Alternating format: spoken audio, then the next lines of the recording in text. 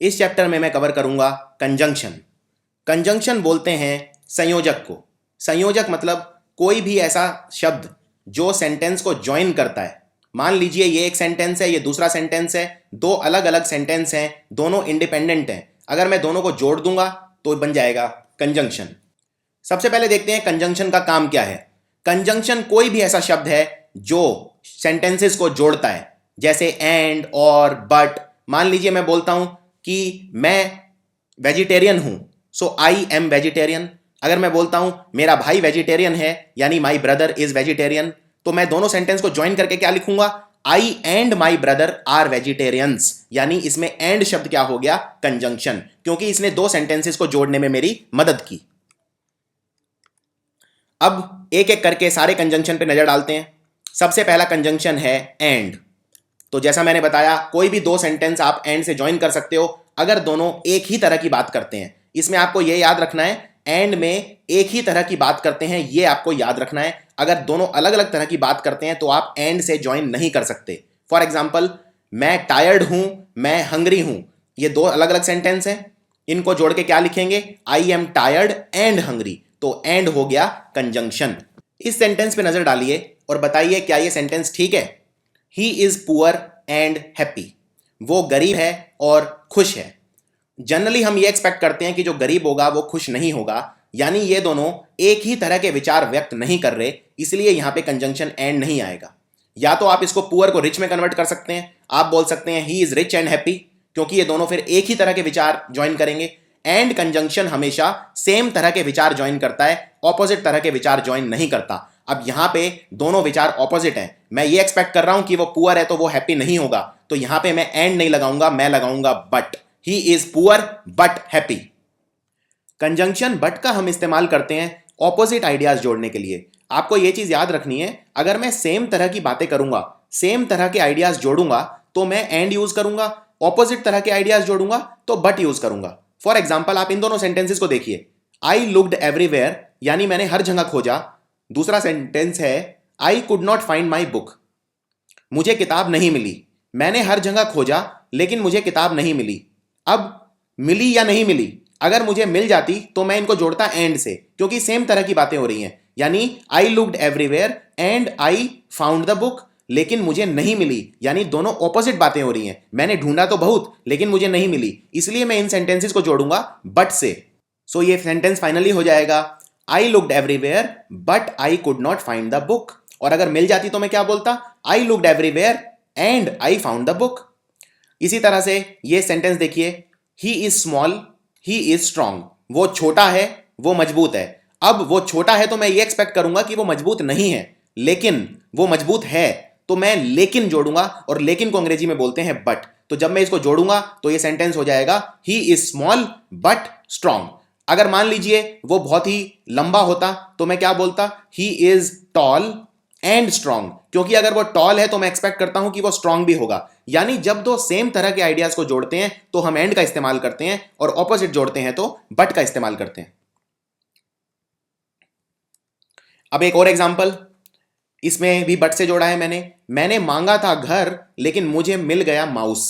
यानी I asked for a house I was given A mouse. अब मुझे इन दोनों सेंटेंसेस को जोड़ना है तो कैसे जोड़ूंगा, क्योंकि मुझे जो चीज चाहिए थी वो नहीं मिली, तो मैं बोलूंगा लेकिन। यानी मैंने मांगा था घर लेकिन मुझे मिल गया माउस, तो मैं जोड़ूंगा लेकिन यानी बट से।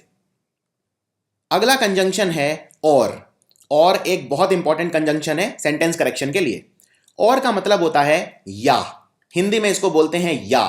जब आपके पास कोई चॉइस दी होती है तब आप यूज करते हैं और। फॉर एग्जाम्पल, आप चाय लेंगे या कॉफी, सो आप बोलेंगे would you like to have coffee or tea. आप सही हैं या गलत, are you right or wrong. So for example, दो सेंटेंस देखिए। पहला सेंटेंस है हम मूवी चल सकते हैं, we can go to the movies. और दूसरा है हम घर पर रुक सकते हैं, we can stay at home. अब आपके पास चॉइस है, क्या चॉइस है कि आप या तो मूवी जा सकते हैं या घर पे बैठ सकते हैं। तो इन दोनों सेंटेंस को मुझे ज्वाइन करना है, ज्वाइन करके मुझे एक सेंटेंस बनाना है। तो मैं क्या बनाऊंगा, we can go to the movies और we can stay at home, तो मैं और का इस्तेमाल करूंगा। इसी तरह से अगला sentence, should I have my bath should I have dinner, क्या मैं नहाऊं या मैं डिनर करूं। इन दोनों सेंटेंस को जोड़ने की कोशिश कीजिए खुद से। तो इन दोनों सेंटेंस को जोड़ेंगे तो क्या होगा, should I have my bath और डिनर। अब मैं कवर करता हूं कुछ ऐसे कंजंक्शन जिनमें बहुत ज्यादा कंफ्यूजन लोगों को होती है, लेकिन ये कंफ्यूजन मैं हमेशा के लिए दूर कर दूंगा। 3 शब्द हैं, एक होता है सो, एक होता है देन और एक होता है एज। अब देखते हैं इन तीनों में क्या क्या फर्क है और इनको इस्तेमाल किस तरह से किया जाता है। अब हम देखते हैं सबसे पहले अंग्रेजी में सो का इस्तेमाल किस तरह किया जाता है। सो हम तब यूज करते हैं, इस बात पे ध्यान देना है आपको। देखिए हम कंजंक्शन पढ़ रहे हैं, यानी कंजंक्शन 2 सेंटेंस को जोड़ता है। अब मैं 2 सेंटेंस को सो से कब जोड़ूंगा, मैं कब यूज करूंगा सो शब्द। सो मैं तब यूज करूंगा जब पहला वाला सेंटेंस दूसरे वाले सेंटेंस का कारण बनेगा, तब मैं यूज करूंगा सो। यानी कि दूसरे वाला सेंटेंस जो हो रहा है वो पहले वाले की वजह से हो रहा है। फॉर एग्जाम्पल, मेरी दादी मां घर आ रही हैं मुझसे मिलने, ये है पहला सेंटेंस। और दूसरा सेंटेंस है मुझे घर जाना पड़ेगा जल्दी। अब आप जानते हैं क्योंकि आपकी दादी मां घर आ रही हैं इसीलिए आपको जल्दी जाना पड़ेगा। यानी पहला दूसरा जो सेंटेंस है I have to go home early, इसका कारण क्या है, पहला सेंटेंस। यानी दूसरे वाला सेंटेंस एग्जिस्ट ही नहीं करता अगर पहले वाला सेंटेंस नहीं होता। इस कंडीशन में मैं इनको ज्वाइन करूंगा सो से। तो आप बोलेंगे my grandmother is coming to visit so I have to go home early. इसी तरह ये 2 सेंटेंस देखिए, I did not study I failed my test, मैं पढ़ा नहीं, दूसरा सेंटेंस है मैं फेल हो गया। अब आप जानते हैं आप फेल क्यों हुए, क्योंकि आपने मेहनत नहीं की, आप पढ़े नहीं। यानी दूसरे वाला सेंटेंस का कारण क्या है, पहले वाला सेंटेंस, इसलिए इनको ज्वाइन करने में आप यूज करेंगे सो। तो ये सेंटेंस बन जाएगा I did not study so I failed my test. So I hope अब आपको सो क्लियर हो गया होगा। जब 2 सेंटेंस होते हैं दूसरे वाला सेंटेंस पहले वाले की वजह से होता है तब हम यूज करते हैं सो। एक और एग्जांपल देखते हैं। सेंटेंस है आई मिस्ड माई बस, मतलब मेरी बस छूट गई। I was late for school, मैं स्कूल में लेट हो गया। अब सीधी सी बात है, मेरी बस छूट गई इसीलिए मैं स्कूल के लिए लेट हो गया। तो इन दोनों को ज्वाइन करके लिखना है, तो कैसे लिखूंगा, आई missed my bus so I was late for school. अब देखते हैं दूसरी बहुत इंपॉर्टेंट कंजंक्शन जिसमें हर कोई कंफ्यूज होता है, जिसको बोलते हैं एज। अब देखिए एज कब यूज करते हैं, जब 2 चीजें एक ही साथ घटित हो रही होती हैं, एक साथ हो रही होती हैं, तब मैं यूज करूंगा as. For example, I saw my sister I was living, जब मैं घर से निकल रहा था तब मैंने अपनी बहन को देखा। अब मुझे ये 2 सेंटेंस ज्वाइन करने हैं। अब ये दोनों काम एक ही साथ हो रहे हैं। जैसे ही मैं घर से निकला सामने से मेरी बहन आ रही थी और मैंने उसे देखा। सो आप इसको कैसे जोड़ेंगे, आप बोलेंगे I saw my sister as I was living, यानी जैसे ही मैं घर से निकला सामने से मैंने अपनी बहन को देखा। इसी तरह से मान लीजिए अगर आप ये सेंटेंस देखते हैं, आई was playing the piano my mother was cooking, यानी उस समय मैं पियानो बजा रहा था और मेरी मम्मी खाना बना रही थी। दोनों के दोनों काम एक ही वक्त हो रहे थे, तो मैं इनको जोड़ूंगा किससे, एज से। यानी I was playing the piano as my mother was cooking. इस तरह के आप अपने खुद के कोई भी सेंटेंस बना सकते हैं। For example, I was leaving the school as my friend was visiting me, यानी जैसे ही मैं स्कूल से निकल रहा था मेरा दोस्त मेरे घर की तरफ आ रहा था। आप कोई भी सेंटेंस बना सकते हैं। अब हम बात करते हैं एक बहुत इंपॉर्टेंट कंजंक्शन की, जिसको बोलते हैं देन, THEN। ये ध्यान दीजिए इस पे, ये THAN नहीं है, THEN है, देन। देन मतलब होता है जब, और लेकिन देन THAN हम यूज करते हैं कंपैरिजन करने के लिए, लोगों को कंपेयर जब हम आपस में करते हैं। फॉर एग्जाम्पल, अगर आपको बोलना है मैं तुमसे ज्यादा स्मार्ट हूं, तो आप बोलोगे I am smarter than you, तो वो THAN वाला एन होता है। मैं बात कर रहा हूं THEN वाले एन की, तो दोनों में आपको कंफ्यूज बिल्कुल नहीं होना है। अब देखते हैं देन यूज कहां करते हैं। देन हम तब यूज करते हैं जब पहला एक्शन हुआ, फिर आप लगाएंगे देन और फिर दूसरा एक्शन हुआ। यानी जब 2 एक्शन होते हैं और एक दूसरे के बाद होता है तब यूज करते हैं देन। और एज मैंने कहां यूज किया था, एज मैंने यूज किया था जब 2 काम एक साथ होते हैं, लेकिन देन के अंदर एक काम पहले होता है दूसरा बाद में होता है। For example, I finished my homework I cleaned my room, पहले मैंने अपना होमवर्क किया, बाद में मैंने अपना रूम साफ किया। अब मुझे इन दोनों को ज्वाइन करना है, तो कैसे करूंगा, I finished my homework then I cleaned my room. तो इस तरह से पहले काम जो हुआ दूसरे काम जो हुआ उसमें आप यूज करेंगे देन। जैसे फॉर एग्जाम्पल, पहले मैंने बर्गर खाया फिर मैंने एक केक खाया, तो इसमें आप क्या लिखेंगे, I ate a burger then a slice of cake. पहले बर्गर खाया फिर स्लाइस ऑफ केक खाया। तो एक बार फटाफट रिवाइज कर लेते हैं, इससे हम आगे बढ़ें, क्योंकि आगे जब हम बढ़ेंगे तो काफी टफ चीजें डिस्कस करेंगे, इसलिए पहले एक बार फटाफट रिवाइज कर लेते हैं। सो मैंने तब यूज किया था जब एक सेंटेंस, जो पहले वाला सेंटेंस है उसकी वजह से दूसरा सेंटेंस होता है तब। एज मैंने तब यूज किया था जब दो एक्शन एक साथ होते हैं तब। और देन मैं तब यूज करता हूं जब एक के बाद एक्शन होते हैं तब। अब हम आते हैं इस चैप्टर के सबसे इंपॉर्टेंट पार्ट पे, जिसको बोलते हैं कोरिलेटिव कंजंक्शन। कोरिलेटिव मतलब नाम से ही पता चल रहा है एक दूसरे के रिलेटिव है। रिलेटिव मतलब एक दूसरे के रिश्तेदार हैं, रिलेटिव हैं। अब कोरिलेटिव कंजंक्शन क्या होता है, ये हमेशा साथ आते हैं। जैसे कोई रिश्तेदार हमेशा साथ रहता है आपके, ये भी हमेशा साथ रहते हैं। तो ये कौन कौन से हैं? सबसे पहले होता है बोथ और एंड, दूसरा either or, neither nor, hardly when, if then, not only but also, rather than, scarcely when, whether or, no sooner than. इनको एक एक करके डिटेल में पढ़ेंगे सबको, क्योंकि इन सब पे क्वेश्चन बहुत ही ज्यादा पूछे जाते हैं एग्जाम के अंदर। सबसे पहला कंजंक्शन है आइदर और। आइदर और का मतलब होता है या तो ये या वो। मैं ध्यान से सुनिए, या तो ये या वो। यानी जब मुझे चॉइस दी होती है किसी चीज के बीच में, ये कुछ भी हो सकता है, दुनिया की कोई भी चीज हो सकती है जिसमें मुझे चॉइस हो। कोई एडजेक्टिव हो सकते हैं, कोई प्रेपोजिशनल फ्रेजेस हो सकते हैं, कोई नाउन हो सकते हैं, संज्ञा, सर्वनाम, कुछ भी हो सकता है।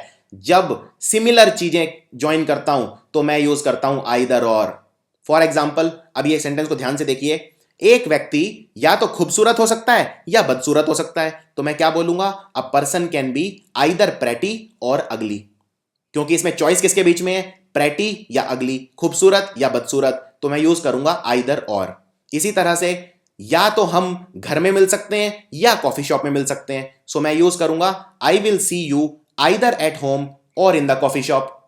इसी तरह या तो तुम बस ले सकते हो या गाड़ी ले सकते हो, so you can either take bus or drive car. तो जहां भी मुझे दो चीजों के बीच में, सिमिलर चीजों के बीच में चॉइस दी जाती है, मैं यूज करता हूं आइदर और। इसका मतलब होता है या तो ये या वो। अब देखते हैं इसमें क्वेश्चन किस तरह से आते हैं और आपकी अंडरस्टैंडिंग कैसे डेवलप करनी है आइदर और के अंदर। अब मुझे यह बताइए, आप वीडियो को यहीं पॉज कर दीजिए और चेक कीजिए इन दोनों में से कौन सा ठीक है। और इस सेंटेंस का हिंदी में मतलब यह है, या तो मैं स्मार्ट हूं या मैं क्यूट हूं। क्यूट मतलब बोलते हैं मासूम को, मतलब जो बहुत अच्छा दिखता है उसको बोलते हैं क्यूट। तो या तो मैं क्यूट हूं या मैं स्मार्ट हूं। अब इसको कैसे लिखोगे, आई एम आइदर स्मार्ट और क्यूट या आइदर आई एम स्मार्ट और क्यूट। तो वीडियो को पॉज कर दीजिए और तुरंत इसका जवाब देने की कोशिश कीजिए, बाद में फिर आपको एक्सप्लेनेशन देखनी है। अब देखिए, बड़ा ही एक मैं आपको शॉर्टकट बताता हूं कि कैसे डिसाइड करें। एक ऐसा ट्राइंगल बना लीजिए छोटा सा, और उसके अंदर दो लाइनें ऐसे बना लीजिए, पूरा ट्राइंगल मत बनाइए। आप ये पूछिए कि चॉइस किसके बीच में है, क्योंकि जब मुझे दो चीजों के बीच में चॉइस मिलती है तब मैं लगाता हूं आइदर और। अब यहां पे चॉइस किसके बीच में है, चॉइस है या तो मैं स्मार्ट हूं या मैं क्यूट हूं। तो दो लाइनों के बीच में हमेशा ऑप्शन ऐसे लिख दीजिए, स्मार्ट और क्यूट। एक के ऊपर लगा दीजिए आइदर, दूसरे के ऊपर लगा दीजिए और। यानी सेंटेंस के अंदर क्या होगा, आइदर स्मार्ट और क्यूट। अब ऑप्शन को देखिए, आई एम आइदर स्मार्ट और क्यूट या आइदर आई एम स्मार्ट और क्यूट। इससे आपको पता चल गया आइदर स्मार्ट और क्यूट ये दिया है पहले वाले ऑप्शन में, यानी पहले वाला ऑप्शन आंसर है। आई एम आइदर स्मार्ट और क्यूट इज द आंसर। अब सवाल यह है कि दूसरे वाला गलत क्यों है, आइदर आई एम स्मार्ट और क्यूट गलत क्यों है। यह गलत इसलिए है क्योंकि इसका मतलब कुछ और निकल जाता है। अगर मैं बोलता हूं आइदर आए, तो ये आइदर आए मतलब या तो मैं या कोई और, आइदर आई और समवन एल्स। ये मैं नहीं बोल रहा यहां पे, मैं तो हूं ही, लेकिन मेरे अंदर दो चॉइस हैं। मैं अपनी तुलना किसी और से नहीं कर रहा। यहां पे चॉइस मेरे और किसी और पर्सन के बीच में नहीं है, यहां पे चॉइस है मेरी ही दो चीजों के बीच में। तो इस तरह जब आप एक लाइन बना के नीचे ऑप्शन लिखेंगे तो बहुत ही आसान हो जाएगा। चलिए ये अभ्यास कीजिए, इसमें बताइए कौन सा ठीक है। वीडियो को यहीं रोक दीजिए और ये बताइए दोनों सेंटेंस में से कौन सा ठीक है। और इस सेंटेंस का हिंदी में मतलब ये है, या तो मैं पार्टी में जाऊंगा या मैं लंदन जाऊंगा। अब आपको बताना है इनमें से कौन सा ठीक है। अब देखिए, इसमें मैं बोल रहा हूं या तो मैं पार्टी में जाऊंगा या लंदन जाऊंगा, तो इसमें ऐसे बना लीजिए दो लाइनें। अब आपके पास चॉइस क्या है, पहली चॉइस है आपके पास गोइंग टू पार्टी, कि भाई या तो मैं पार्टी में जाऊंगा, और दूसरी चॉइस है आपके पास ट्रैवलिंग टू लंडन। तो और आपके सामने कोरिलेटिव कंजंक्शन क्या होती है? आइदर और। तो एक के ऊपर लगा दो आइदर और दूसरे के ऊपर लगा दो और, खत्म। यानी सेंटेंस के अंदर होना चाहिए either going to party or travelling to London. तो इसमें देखिए अब किसके अंदर ये दिया हुआ है, तो दूसरे वाले में दिया, यानी दूसरे वाला आंसर है either going to party or travelling to London. Second one is the answer. तो कभी भी चॉइस होए तो इस तरह से लिख लीजिए, लेफ्ट में और राइट में, और उसके ऊपर कंजंक्शन लगा दीजिए, आपका आंसर कभी गलत नहीं होगा। आइए अब देखते हैं एग्जाम में क्वेश्चन किस तरह से आता है। इसमें सबसे इंपॉर्टेंट जो क्वेश्चन है वो ये आता है। अब इसमें आपको ये बताना है कि यहां पे वर्ब किस तरह से आएगी। फॉर एग्जाम्पल, या तो मेरा भाई आ रहा है या मैं आ रहा हूं। अब इसमें और लगाए बीच में और आइदर लगाए, आइदर और। तो इसमें वर्ब क्या आएगी? वर्ब हमेशा वो आएगी जो सब्जेक्ट के पास में लगी होगी। फॉर एग्जाम्पल, अगर मैं यहां पे आपको फिल इन द ब्लैंक दे दूं और पूछूं कि एम आएगा या आर आएगा, फिल इन द ब्लैंक के पास में आई है तो आई के हिसाब से वर्ब आएगी। इसी तरह ये वाला सेंटेंस देखिए, आइदर माई सिस्टर और माई ब्रदर। अब इसमें वर्ब क्या है? आर। आर क्यों? क्योंकि पास में है ब्रदर्स यानी प्लूरल, तो वर्ब प्लूरल आएगी। यहां पे मैं इज नहीं लगाऊंगा। अगर मान लो मैं इसी सेंटेंस को इस तरह से लिखूं कि आइदर माई ब्रदर्स और माई सिस्टर, यानी माई सिस्टर को मैं बाद में लिखूं तो यहां पे इज आ जाएगा, क्योंकि माई सिस्टर सिंगुलर है, एक ही है। तो फिल इन द ब्लैंक के जो भी पास है वो डिसाइड करेगा कि वर्ब कौन सी आएगी। अब ये वाला सेंटेंस देखिए, आइदर माई मदर और माई फादर इज कमिंग। अब इसमें फिल इन द ब्लैंक में मैंने अगर यहां आपको चॉइस दी होती तो यहां पे आप इज करते। क्यों? क्योंकि फिल इन द ब्लैंक के पास है माई फादर, और माई फादर एक वचन है यानी इज कमिंग। तो चलिए एक अभ्यास करते हैं इसका। अब इस सेंटेंस को वीडियो यहीं पॉज कर दीजिए और ये अटेम्प्ट कीजिए। अगर आपने ये कर दिया तो समझ लीजिए आपको समझ में आ गया। सेंटेंस है, या तो सोल्जर्स आ रहे हैं या कैप्टन आ रहा है। अब इसमें आपको यह बताना है इज आएगा कि आर आएगा। ये फिल इन द ब्लैंक है और चॉइस है आपकी इज या आर के बीच में। अब देखिए, या तो सोल्जर्स आ रहे हैं, सोल्जर्स है प्लूरल यानी बहुवचन, या कैप्टन आ रहा है, कैप्टन है एक वचन यानी singular. Fill in the blank ये रहा। फिल इन द ब्लैंक के नजदीक कौन सा है? कैप्टन, और कैप्टन है एक वचन यानी यहां पे आंसर है इज। अब देखिए अगला कंजंक्शन है नाइदर नॉर। नाइदर नॉर बिल्कुल उल्टा है आइदर और के। आइदर और क्या होता है? या तो ये या वो। नाइदर नॉर होता है ना तो ये ना वो। यानी जब दो एक ही तरह की बातें मैं कर रहा होता हूं तो मैं नाइदर नॉर यूज करता हूं आइदर और की तरह, लेकिन इसमें मैं ना कर दूंगा। फॉर एग्जाम्पल, या तो मैं केला खाऊंगा या मैं संतरा खाऊंगा, तो आप बोलेंगे आइदर बनाना और ऑरेंज। लेकिन अगर मैं बोलता हूं ना तो मैं केला खाऊंगा ना संतरा खाऊंगा, तो मैं बोलूंगा neither banana nor orange. So for example, you are neither fat nor short. ना तो तुम छोटे हो ना मोटे हो, so neither fat nor short. ना तो मैं खाना खाऊंगा ना मैं पानी पीऊंगा, so I want neither food nor water. तो इस तरह से नाइदर नॉर का उपयोग किया जाता है सेंटेंसेस के अंदर। अब बिल्कुल सेम कंसेप्ट जो मैंने आइदर और में बताया था वो नाइदर नॉर में भी अप्लाई होगा। दोनों सेंटेंसेस में बताइए ठीक कौन सा है। ना तो मैं पार्टी में जा रहा हूं ना मैं लंदन जा रहा हूं, सो आप क्या बोलेंगे? Neither I am going to the party not travelling to London, या I am neither going to the party not travelling to London. तो इसमें बहुत आसान है, इस तरह का एक दो लाइनें बना लो और चॉइस लिखो। चॉइस क्या है? ना तो मैं पार्टी में जा रहा हूं, यानी पहला हो गया गोइंग टू द पार्टी, मैं पार्टी में नहीं जा रहा हूं। और दूसरी चॉइस क्या है मेरे सामने? Travelling to London. तो दूसरी तरफ लिख लो ट्रैवलिंग टू लंडन। अब एक के ऊपर लगा दो नाइदर और दूसरे के ऊपर लगा दो नॉर, यानी सेंटेंस बन गया neither going to the party nor travelling to London. तो किसमें दिया है neither going to the party not travelling to the London? तो इसमें दिया है दूसरे वाले सेंटेंस में neither going to the party not travelling to the London. तो ऊपर वाला आंसर गलत है। अब जैसे आइदर और में था, नाइदर नॉर में भी सेम कंसेप्ट है, और वो कंसेप्ट क्या है कि जो भी फिल इन द ब्लैंक के पास में होगा वो डिसाइड करेगा कि वर्ब कैसी आएगी। अगर फिल इन द ब्लैंक के पास में सिंगुलर है तो सिंगुलर वर्ब आएगी, अगर फिल इन द ब्लैंक के पास में प्लूरल है तो प्लूरल वर्ब आएगी। For example, neither Jack nor Tom is my brother. ना तो जैक ना टॉम मेरा भाई है। अब यहां पे फिल इन द ब्लैंक है ये, और फिल इन द ब्लैंक के पास में दिया है टॉम। टॉम है एक वचन यानी आंसर होगा इज। इसी तरह, ना तो मेरे दोस्त ना मेरी मम्मी पार्टी में जाना चाहती हैं।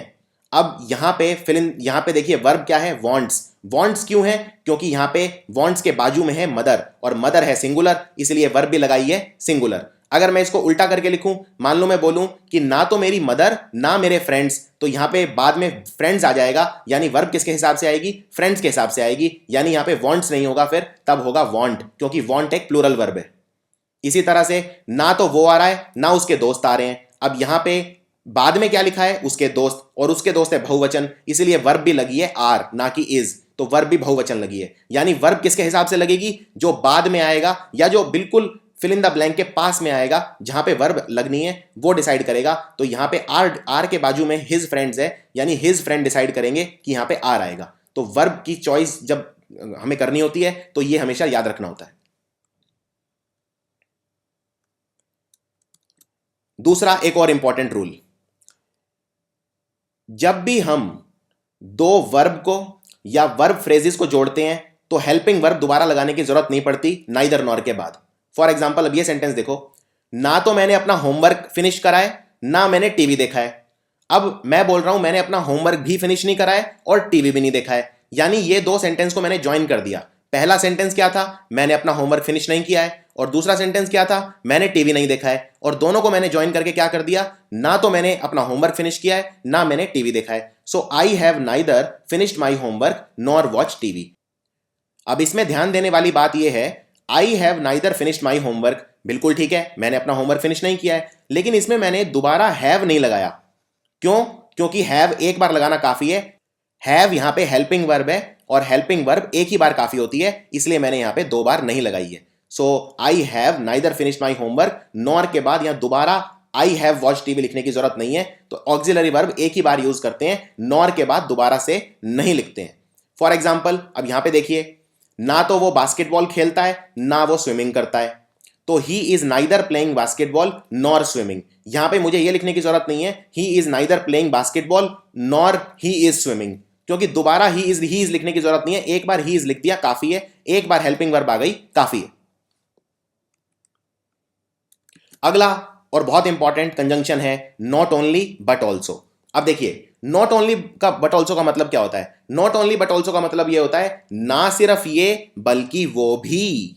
सो फॉर एग्जाम्पल, वो मेरा सिर्फ टीचर ही नहीं है, वो मेरा दोस्त भी है, तो आप क्या लिखेंगे? ही is not only my teacher but also my friend. Not only और बट ऑल्सो हमेशा साथ आते हैं, इसीलिए ये भी कोरिलेटिव कंजंक्शन है। For example, she not only cook dinner but also washed dishes yesterday, यानी ना तो उसने सिर्फ खाना बनाया बल्कि उसने कल बर्तन भी मांज दिए, यानी उसने दो दो काम किए। तो जब दो चीजें आप दिखाते हैं तो हमेशा नॉट ओनली बट ऑल्सो का इस्तेमाल किया जाता है।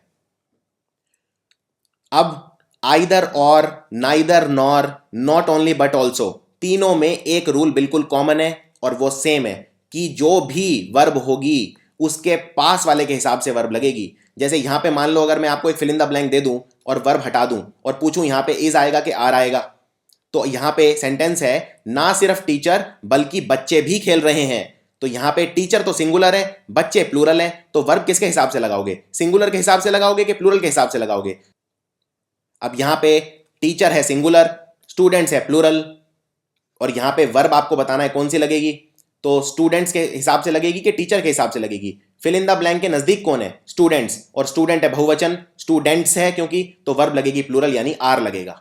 इसी तरह से ना सिर्फ मेरे भाई आ रहे हैं बल्कि मेरी बहन भी आ रही है, तो आप क्या लिखेंगे? Not only my brothers but also my sister is, यहां पे आर नहीं आएगा। क्यों? क्योंकि यहां पे जो वर्ब आएगी उसके नजदीक है माई सिस्टर, और माई सिस्टर एक है, एक वचन, यानी यहां पे इज आएगा, आर नहीं आएगा। अब देखते हैं बोथ और एंड। बोथ और एंड एक जैसी चीजें ज्वाइन करने के लिए यूज होता है। बोथ जो होता है इसका हिंदी में मतलब होता है दोनों। मान लीजिए मैं बोलता हूं मेरे दोनों दोस्त आ रहे हैं, तो मैं बोलूंगा both of my friends are coming. और एंड का मतलब होता है और, तो ये दिखाते हैं ये भी और वो भी। फॉर एग्जाम्पल, मैं दोनों खेलता हूं, मैं बेसबॉल भी खेलता हूं और सॉकर यानी कि फुटबॉल भी खेलता हूं, तो मैं क्या बोलूंगा? आई play both baseball and soccer. याद रखिए बोथ के साथ एंड आएगा, एंड के अलावा कुछ नहीं आएगा। अगर एंड के अलावा कुछ दे दिया तो सेंटेंस गलत हो जाएगा। फॉर एग्जाम्पल, अगर मैं यहाँ पे एंड को हटा के लेट से मैं लिख दूं एज वेल एज, तो क्या ये सेंटेंस ठीक हो जाएगा कि भाई मैं रोज बेसबॉल भी खेलता हूं और सॉकर भी खेलता हूं, so I play both baseball as well as soccer? नहीं, ये गलत हो जाएगा। एज वेल एज नहीं लगा सकता, बोथ के साथ एंड ही आएगा। फॉर एग्जाम्पल, मुझे ग्रामर में और रीडिंग में प्रॉब्लम है, तो मैं बोलूंगा I have been having trouble with both grammar and reading. और एक बात और याद रखनी है, बोथ और एंड के साथ हमेशा प्लूरल वर्ब आती है, सिंगुलर नहीं आती। इसमें वो वाला रूल अप्लाई नहीं होगा कि फिल इन द ब्लैंक के जो नजदीक आया, इसमें वर्ब हमेशा प्लूरल आएगी। प्लूरल क्यों आएगी? क्योंकि यहां पे एंड लग गया, और जहां पे एंड लगता है वहां पे एक और एक मिलकर दो हो जाते हैं, यानी प्लूरल हो जाते हैं। तो यहां पे ग्रामर अकेली थी एक वचन, रीडिंग अकेली थी, लेकिन ग्रामर और रीडिंग तो बहुवचन हो गए। ये एक एग्जाम का क्वेश्चन है, ये 2 साल पहले आज से एग्जाम में पहले आया था। अब बताइए ये सेंटेंस ठीक है कि गलत है? I like both apples as well as oranges. मुझे एप्पल भी पसंद है और मुझे ऑरेंजेस भी पसंद है, सेब भी पसंद है, संतरे भी पसंद है। तो क्या मैं ऐसे लिख सकता हूं I like both apples as well as oranges? नहीं लिख सकता। क्यों? क्योंकि मुझे बोथ के साथ एंड लगाना है, एज वेल एज नहीं लगा सकता। तो इसका आंसर होगा आई like both apples and oranges. चलिए अब आपको एक सेंटेंस दिखाता हूं। इसमें मैं पहले आपको रूल नहीं बताऊंगा, पहले सेंटेंस दिखाऊंगा जिससे आप थोड़ा सोचने पे मजबूर हो जाएं। मैं चाहता हूं आप सोचें। वीडियो पॉज कर दीजिए यहीं पे और ये सेंटेंस देखिए और बताइए क्या ये सेंटेंस ठीक है। सेंटेंस है हिस्ट्री क्लास 8 से 11 बजे के बीच में है। The history class is between 8 AM to 11 AM। 3 घंटे की हिस्ट्री क्लास है 8 से 11 बजे के बीच में। The history class is between 8 AM to 11 AM। बताइए ये ठीक है या गलत है? इससे पहले ये करें, एक रूल बता देता हूं, उसके बाद ये आप फटाफट सॉल्व कर देंगे। ये सेंटेंस गलत है वैसे। अब देखते हैं गलती क्या है। जब भी आपको किसी चीज के बीच में अंतराल बताना होता है, यानी ड्यूरेशन बतानी होती है, तो आप यूज करते हैं ये 2 तरीके। या तो बोलिए फ्रॉम टू या बोलिए बिटवीन एंड। फॉर एग्जाम्पल, मेरी छुट्टियां सोमवार से बुधवार तक हैं, तो मैं बोलूंगा the holidays are from Monday to Wednesday. From के साथ लगता है टू और बिटवीन के साथ लगता है एंड। मैं ये भी बोल सकता हूं the holidays are between Monday and Wednesday. Between के साथ एंड लगता है, फ्रॉम के साथ टू लगता है। अब लौटते हैं अपने सेंटेंस के ऊपर। अब हमने रूल देख लिया है क्या है। अब बताइए ये ठीक है या गलत है। The history class is between 8 AM to 11 AM। तो ये गलत है। क्यों? क्योंकि बिटवीन के साथ क्या लगता है, टू या एंड? बिटवीन के साथ लगता है एंड। तो इसको ठीक करने के 2 तरीके हैं। या तो लिखो the history class is between 11 AM and 8 AM and 11 AM, या फिर बिटवीन को चेंज कर दो, टू को लगा रहने दो, क्योंकि टू के साथ क्या लगता है, फ्रॉम। तो बिटवीन को कर दो फ्रॉम। तो इसको चेंज करने के 2 तरीके हैं और वो दोनों हैं ये, the history class is between 8 AM and 11 AM, या the history class is from 8 AM to 11 AM। From के साथ लगता है टू, बिटवीन के साथ लगता है एंड, और 2 तरीकों से लिखा जा सकता है इसको। तो दोनों तरीके हैं ये, और इन पे काफी फ्रीक्वेंटली एग्जाम में क्वेश्चन आते हैं। अब हम बात करते हैं नेगेटिव कंजंक्शन की तरफ।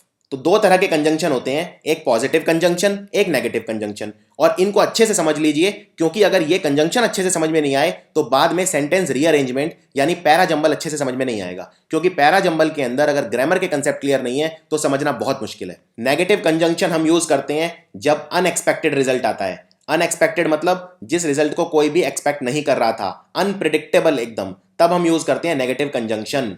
फॉर एग्जाम्पल, ये 2 सेंटेंस देखिए। आई वर्कड हार्ड यानी मैंने बहुत मेहनत की, मैंने बहुत हार्ड वर्क किया। आई वर्कड हार्ड मतलब मैंने बहुत मेहनत की। और दूसरा सेंटेंस है मैं फेल हो गया। अब आपने अगर मेहनत बहुत ज्यादा की तो आप फेल कैसे हो गए, यानी ये एक अनएक्सपेक्टेड रिजल्ट है। यानी 2 बिल्कुल उल्टी बातें हैं। इसलिए मैं कंजंक्शन कैसा यूज करूंगा, इन 2 सेंटेंस को अगर मुझे जोड़ना है तो मैं कैसे जोड़ूंगा, मैं नेगेटिव कंजंक्शन से जोड़ूंगा। सो ये है नेगेटिव कंजंक्शन जो सबसे ज्यादा यूज करते हैं। एक है इन स्पाइट ऑफ, दूसरा है डेस्पाइट, तीसरा है ऑल्दो, चौथा है हावेवर। ये सारे के सारे उल्टे तरह की चीजें बताते हैं, यानी कि सेंटेंस ऐसे सेंटेंस को जोड़ते हैं जिनमें अनएक्सपेक्टेड रिजल्ट हो। तो आप कुछ भी यूज कर सकते हैं चारों में, चारों को बस थोड़ा सा यूज करने का तरीका अलग अलग है, बाकी आप चारों यूज कर सकते हैं। For example, despite working hard I failed.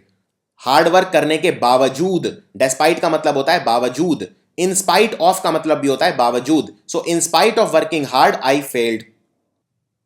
इसी तरह मैं ऑल्दो भी यूज कर सकता हूं। ऑल्दो का मतलब although I worked hard I failed, यानी यूं तो मैंने बहुत मेहनत की लेकिन मैं फेल हो गया, यानी ऑल्दो भी यूज करते हैं नेगेटिव कंजंक्शन की तरह। या आप ये भी बोल सकते हैं I worked hard however I failed, मैंने बहुत मेहनत की लेकिन उसके बावजूद मैं फेल हो गया, तो हाउएवर भी एक नेगेटिव कंजंक्शन है।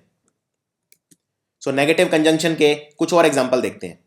She used to call me tiny although I was as tall as she was, वो मुझे छोटू बुलाती थी, बोना या टाइनी बुलाती थी, ऑल्दो, ऑल्दो मतलब जबकि, जबकि मैं उसके ही जितना लंबा था, यानी ये दोनों सेंटेंस अलग अलग तरह की बात कर रहे हैं। अलग अलग मतलब वो मुझे टाइनी बुलाती थी, मैं लंबा था उसके बावजूद टाइनी बुलाती थी, यानी कि अनएक्सपेक्टेड रिजल्ट है, उसे ऐसा नहीं बुलाना चाहिए था, यानी मैं यूज करूंगा नेगेटिव कंजंक्शन, तो मैं ऑल्दो यूज करके ज्वाइन कर सकता हूं।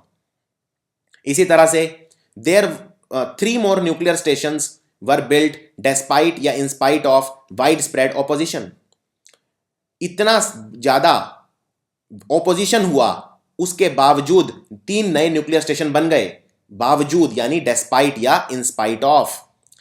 इसी तरह दो, इवन दो और ऑल्दो, ये भी मैं यूज कर सकता हूं। जैसे even though I have a degree in business administration I can't fill a tax form, मेरे पास बिजनेस एडमिनिस्ट्रेशन की डिग्री है, एमबीए की डिग्री है, उसके बावजूद मैं एक टैक्स का फॉर्म भी नहीं भर सकता, यानी अगेन नेगेटिव कंजंक्शन है, तो मैं यूज करूंगा इवन दो। तो आप कोई भी कंजंक्शन यूज करके ज्वाइन कर सकते हैं, बस थोड़ा सा लिखने का तरीका अलग अलग होगा। इसी तरह वेयर एज और वाइल, ये भी नेगेटिव कंजंक्शन होते हैं। जैसे doctor salaries have Ryzen considerably while या वेयर एज नर्सेज पे हैव ड्रॉप्ड, डॉक्टर्स की सैलरी तो बहुत बढ़ गई है लेकिन नर्सेज की सैलरी बिल्कुल नहीं बढ़ी है, तो आप यूज करेंगे तो डॉक्टर की बढ़ गई है यानी कुछ पॉजिटिव है, नर्सेज की नहीं बढ़ी है यानी नेगेटिव है, यानी दोनों सेंटेंस अलग अलग बातें कर रहे हैं, यानी अनएक्सपेक्टेड रिजल्ट है, यानी वेयर एज या वाइल में यूज कर सकता हूं।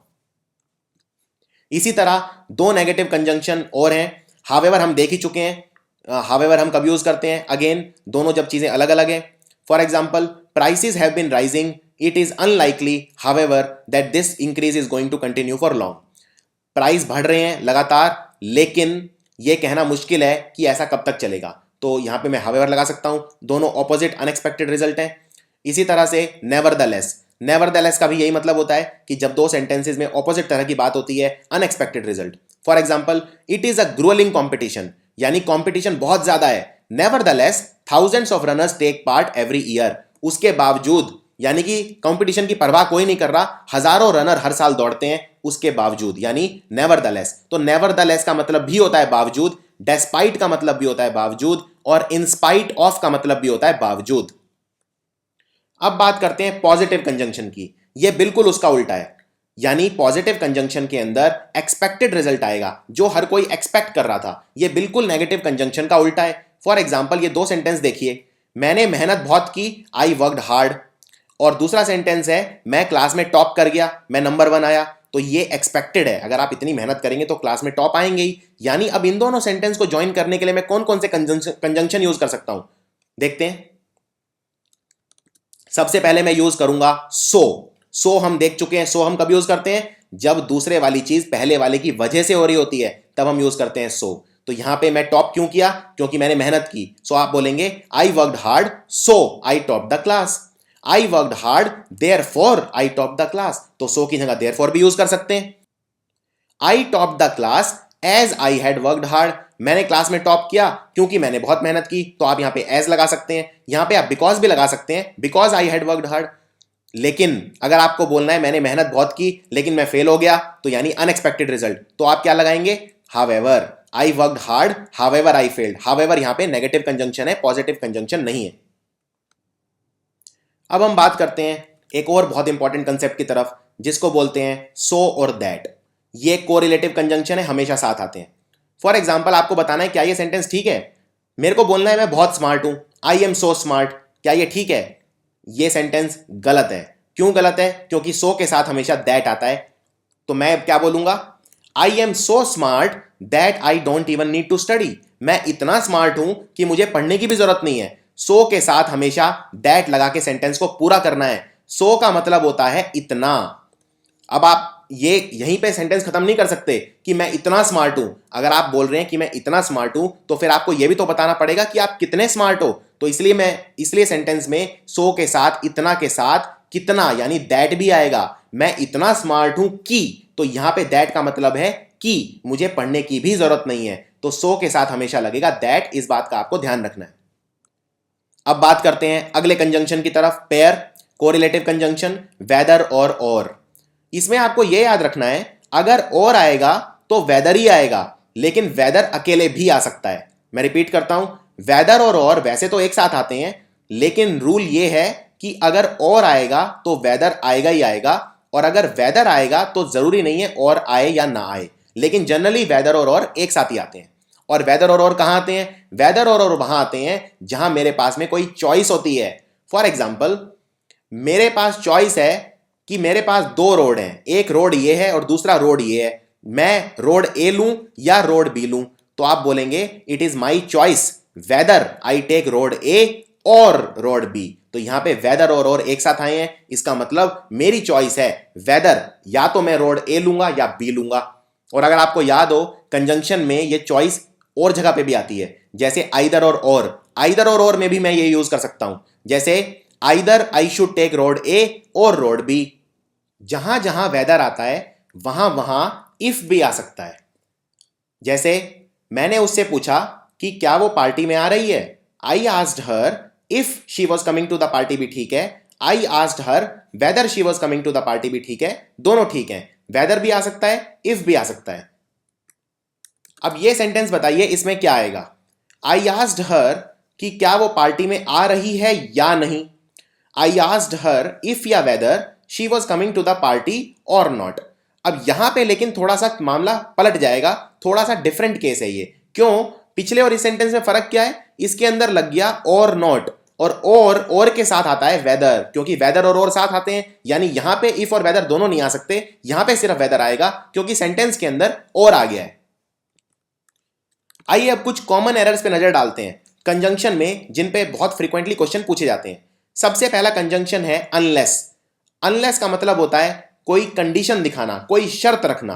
फॉर एग्जाम्पल, जब तक तुम मेरे साथ नहीं आओगे मैं नहीं जाऊंगा। Unless you do not come with me I will not go.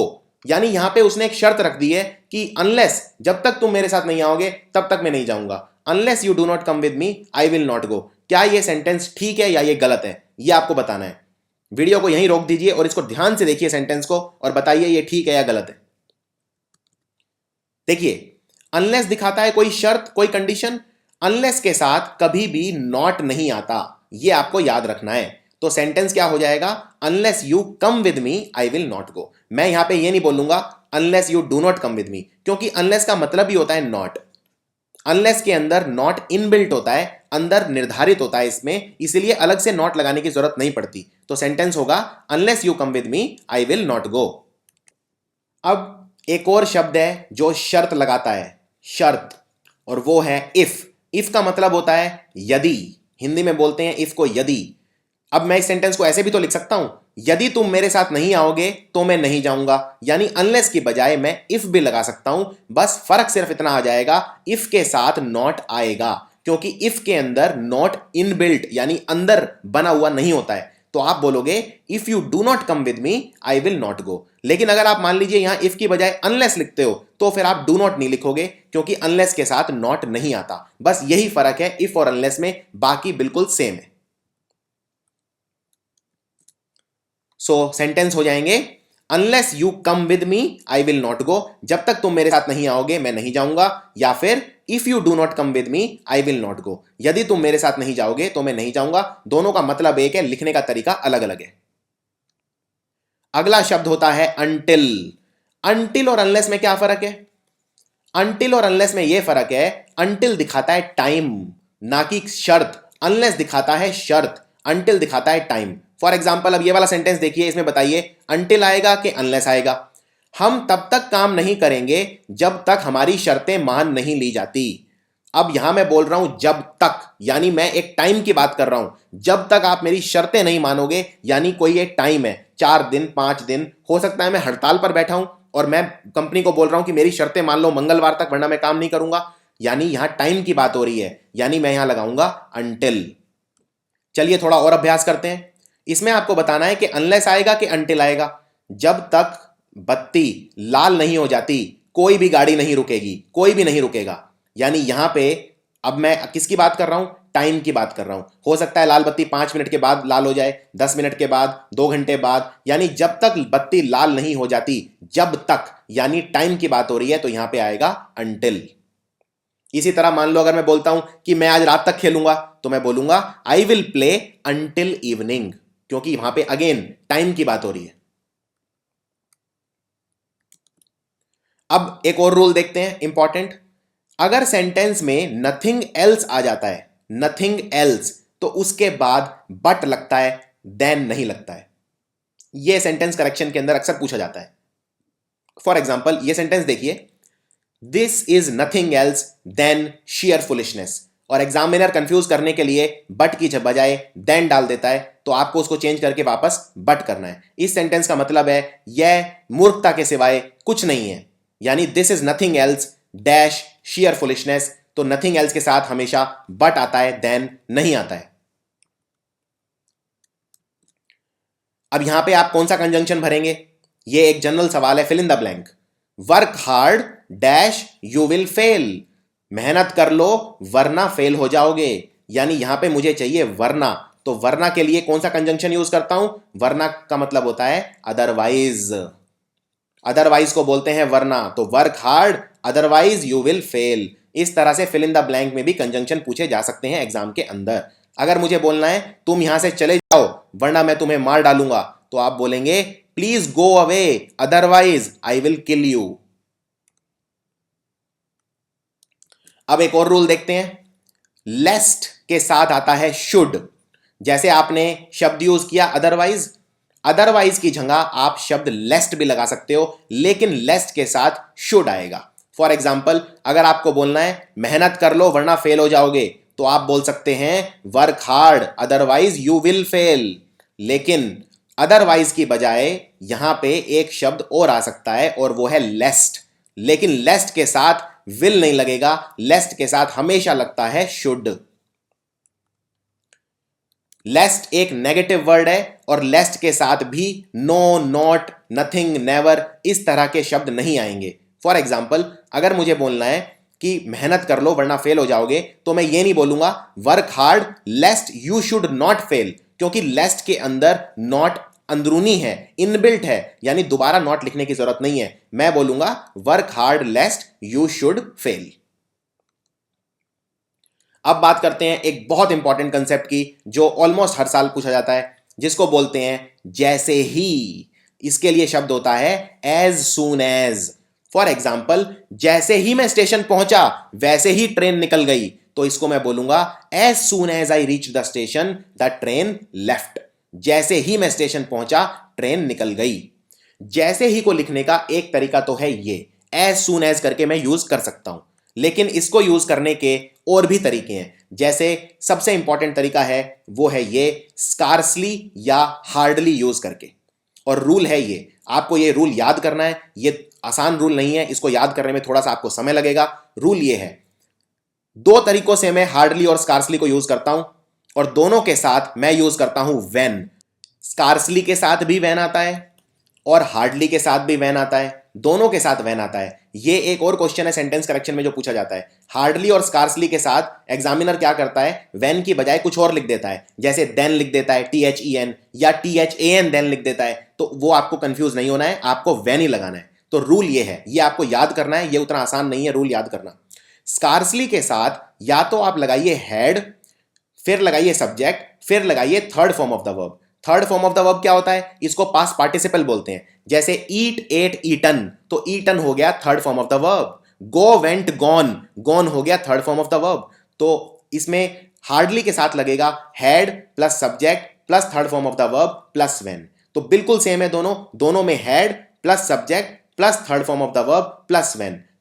इसके पहले या तो स्कार्सली लगाइए या हार्डली लगाइए। और यह भी दिखाता है जैसे ही। फॉर एग्जाम्पल जैसे ही वो स्टेशन पहुंचा वैसे ही ट्रेन छूट गई। तो एक तो तरीका था लिखने का एज सून एज, या तो आप ये बोल सकते हो as soon as he reach the station the train left, लेकिन एक तरीका है स्कार्सली या हार्डली। तो इसको आप लिखेंगे scarcely had he arrived at the station when the train left. Scarcely plus had plus subject कौन है, वो यानी ही, और third form of the verb है अराइव्ड। Arrive, arrived, arrived. तो scarcely had he arrived at the station when the train left. अब यहां पे देखिए देन की बजाय व्हेन आ गया।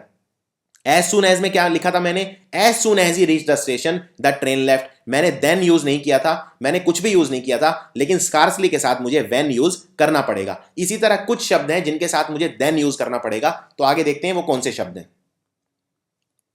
तो वो शब्द है नो सूनर। नो सूनर के साथ हमेशा लगता है देन, THAN।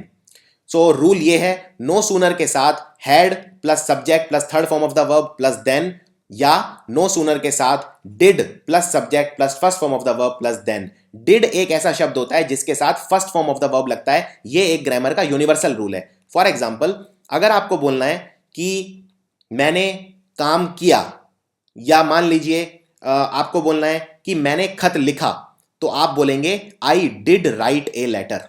आप ये नहीं बोलेंगे I did wrote a letter. Did के साथ हमेशा फर्स्ट फॉर्म आता है। इसी तरह अगर आपको बोलना है कि मैं पार्टी में गया था, तो या तो बोलिए I went to the party, या बोलिए I did go to the party. Did के साथ हमेशा first form of the verb आता है। सो या तो आप बोलिए no sooner plus did plus subject plus V1 plus then, या बोलिए no sooner plus had plus subject plus V3 plus then. तो इन रूल को अच्छे से याद कर लीजिए, ये आपको बहुत ज्यादा काम आएगा। तो मुझे बोलना है जैसे ही वो स्टेशन पहुंचा तुरंत गाड़ी छूट गई, यानी no sooner had he arrived at the station then the train left. और ये देन कौन सा है, THAN वाला देन है, THEN वाला देन नहीं है। इस बात का भी ध्यान रखना है आपको। आइए कुछ और अभ्यास करते हैं इसका।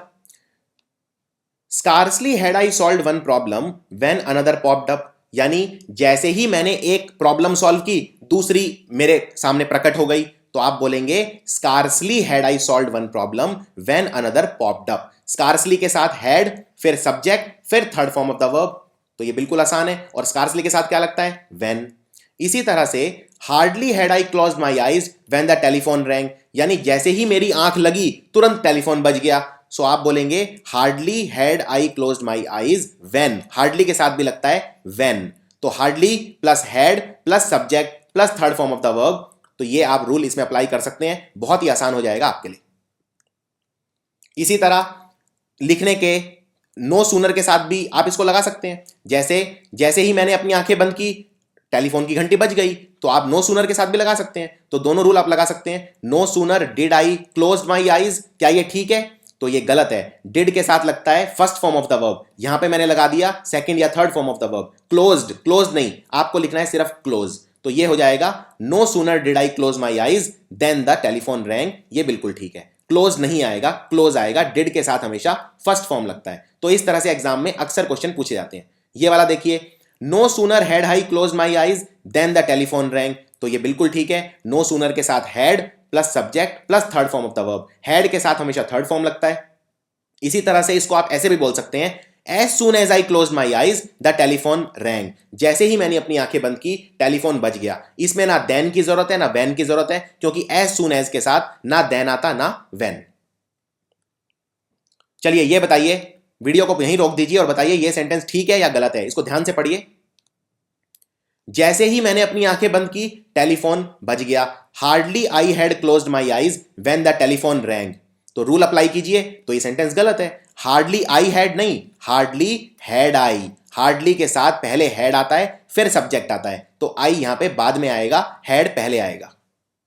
इसी तरह ये बताइए क्या ये सेंटेंस ठीक है? Scarcely I had stepped out when it started raining. जैसे ही मैं घर के बाहर निकला बारिश होने लगी। तो स्कार्सली आई हैड नहीं, स्कार्सली के साथ भी आता है हैड प्लस सब्जेक्ट, यानी scarcely had I stepped out when it started raining. ये बताइए क्या ये सेंटेंस ठीक है? No sooner had I stepped out when it started raining. जैसे ही मैं घर के बाहर निकला बारिश होने लगी। तो ये गलत है, क्योंकि नो सूनर के साथ व्हेन नहीं आता, नो सूनर के साथ आता है देन, THAN। ये एग्जाम का क्वेश्चन है और काफी बार ये क्वेश्चन आते हैं। नो सूनर के साथ देन की बजाय कुछ और लगा देते हैं। इसी तरह स्कार्सली और हार्डली के साथ वैन आता है, तो वहां पे वैन की बजाय देन लगा देते हैं। तो ये आपको आइडेंटिफाई करना होगा। चलिए कुछ और अभ्यास करते हैं। दो सेंटेंस हैं, दोनों को ध्यान से देखो और बताओ क्या इनमें कोई गलती है? ये बहुत ज्यादा रिपीट होते हैं एग्जाम के अंदर। पहला सेंटेंस है because he work very hard therefore he comes first in the class. वो बहुत मेहनत करता है इसीलिए क्लास में फर्स्ट आता है। अब इस सेंटेंस में गड़बड़ ये है कि दो दो कंजंक्शन यूज करे हुए हैं, बिकॉज और देयरफॉर, दोनों की जरूरत नहीं है, एक ही काफी है। या तो बोलो because he works very hard he comes first in the class, therefore हटा दो, या बिकॉज हटा दो, बोलो he works very hard therefore he comes first in the class. लेकिन दोनों की जरूरत नहीं है, बिकॉज और देयरफॉर दोनों की जरूरत नहीं है। जब आप दो सेंटेंस को ज्वाइन करते हो तो एक ही कंजंक्शन काफी है उन्हें ज्वाइन करने के लिए, दोनों की जरूरत नहीं है। तो दोनों में से कोई भी एक रख सकते हो, आंसर आ जाएगा। अगला सेंटेंस देखो, although he is a great person but he is not respected by anyone. वो एक महान व्यक्ति है लेकिन उसका सम्मान कोई भी नहीं करता है। अब इसमें भी यही गलती की है इन्होंने, दो कंजंक्शन यूज कर रखे हैं, एक ऑल्दो और दूसरा बट, कोई भी एक हटा दो। या तो लिख लो he is a great person but he is not respected by anyone, या although he is a great person he is not respected by anyone. या तो ऑल्दो हटा दो या बट हटा दो, आंसर आ जाएगा। आखिरी सवाल, इसमें बताना है आपको क्या गलती है। He has no other aim but to succeed in life. उसका जिंदगी में कोई मकसद नहीं है सिवाय उसे जिंदगी में सक्सेसफुल बनना है। He has no other aim but to succeed in life. तो याद रखिए, जब भी सेंटेंस के अंदर अदर आ जाता है, अदर के साथ हमेशा आएगा देन, ना कि बट। तो यहां पे आंसर होगा he has no other aim than to succeed in life, THAN।